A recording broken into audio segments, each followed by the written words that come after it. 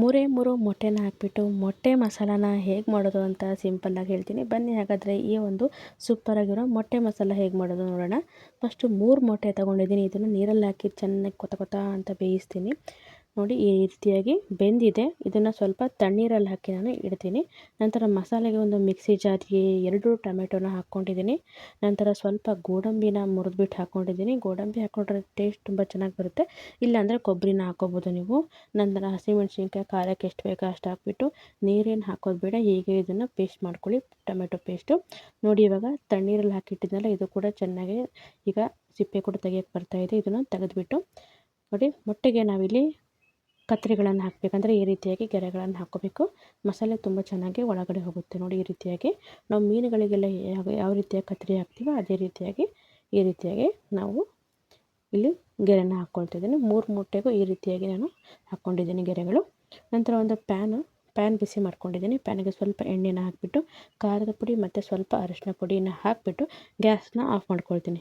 Gas ಆನಲ್ಲಿ ಇಟ್ಟರೆ ಏನಾಗುತ್ತೆ ಅಂದರೆ ಇಲ್ಲಿ ಖಾರದ ಪುಡಿ ಅರಿಶಿನ ಪುಡಿ ಕಪ್ಪಾಗಿಬಿಡುತ್ತೆ. ಅದರಿಂದ ಏನು ಈ ಪೌಡ್ರ್ ಹಾಕಿದ ಕೂಡ ಗ್ಯಾಸ್ನ ಆಫ್ ಮಾಡ್ಕೊಂಡು ಇದು ನೋಡಿ ಈ ರೀತಿಯಾಗಿ ಗರಗರ ಅಂತ ಇರ್ತಿ ಮಿಕ್ಸ್ ಮಾಡಿ ಮೊಟ್ಟೆನ ಸ್ವಲ್ಪ ಇಲ್ಲಿ ಫ್ರೈ ಮಾಡ್ಕೋಬೇಕು.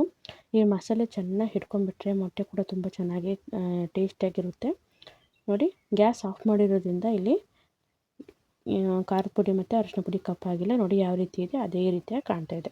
ನಂತರ ಈಗ ಅದೇ ಒಂದು ಪ್ಯಾನಿಗೆ ಸ್ವಲ್ಪ ಎಣ್ಣೆನ ಹಾಕಿಬಿಟ್ಟು ಗ್ಯಾಸ್ನ ಆನ್ ಮಾಡಿಕೊಂಡು ಒಂದು ಈರುಳ್ಳಿನ ಸಣ್ಣದಾಗಿ ಕಟ್ ಮಾಡಿರುವಂಥದ್ದು ಹಾಕಿದ್ದೀನಿ. ಇದನ್ನು ಸ್ವಲ್ಪ ಮಿಕ್ಸ್ ಮಾಡ್ಕೊಳ್ಳೋಣ. ಜೊತೆಗೆ ಖಾರದ ಪುಡಿ ಅರಿಶಿನ ಪುಡಿ ಹಾಕೋಬೋದು ನೀವು, ಅದು ನಂತರದಲ್ಲಿ ಹಾಕ್ತೀನಿ. ನಾನು 1 ಚಮಚದಷ್ಟು ಇಲ್ಲಿ ಶುಂಠಿ ಬೆಳ್ಳುಳ್ಳಿ ಪೇಸ್ಟ್ನ ಹಾಕಿಬಿಟ್ಟು ಹಸಿ ವಾಸನೆ ಹೋಗುವವರೆಗೂ ಇದನ್ನು ಫ್ರೈ ಮಾಡ್ಕೋಬೇಕು. ನಂತರ ನಾವು ರುಬ್ಬಿರುವಂತಹ ಟೊಮೆಟೊ ಪೇಸ್ಟ್ ಇತ್ತಲ್ಲ ಅದನ್ನು ಕೂಡ ಇಲ್ಲಿ ಹಾಕಿದ್ದೀನಿ. ನೋಡಿ ತುಂಬ ಚೆನ್ನಾಗಿ ಪರಿಮಳ ಬರೋವರೆಗೂ ಇದನ್ನು ನಾವು ಫ್ರೈ ಮಾಡ್ಕೋಬೇಕಾಗುತ್ತೆ. ನೋಡಿ ಎಣ್ಣೆ ಕೂಡ ಮೇಲ್ಗಡೆ ಬಿಟ್ಕೊಳ್ತಾ ಇದೆ. ಇಷ್ಟು ಆದಮೇಲೆ ನಂತರದಲ್ಲಿ ನಾನು ಇದಕ್ಕೆ ಖಾರದ ಪುಡಿ ಅರಿಶಿನ ಪುಡಿನ ಸೇರಿಸ್ತಾ ಹೋಗ್ತೀನಿ. ಖಾರ ಎಷ್ಟು ಬೇಕು ಅನ್ನೋರು ಹಾಕೋಬೋದು, ಇಲ್ಲ ಖಾರ ಬೇಡ ಅನ್ನೋರು ಫಸ್ಟಿಗೆ ಹಸಿಮೆಣ್ಸಿನ್ಕಾಯಿ ಹಾಕೋಬೋದು. ನೋಡಿ ಸ್ವಲ್ಪ ಖಾರದ ಪುಡಿ, ಸ್ವಲ್ಪ ಧನಿಯಾ ಪುಡಿ, ಸ್ವಲ್ಪ ಗರಂ ಮಸಾಲ, ಸ್ವಲ್ಪ ಅರಿಶಿನ ಇಷ್ಟನ್ನು ಹಾಕಿಬಿಟ್ಟು ಚೆನ್ನಾಗಿ ಮಿಕ್ಸ್ ಮಾಡ್ಕೊಳ್ಳಿ.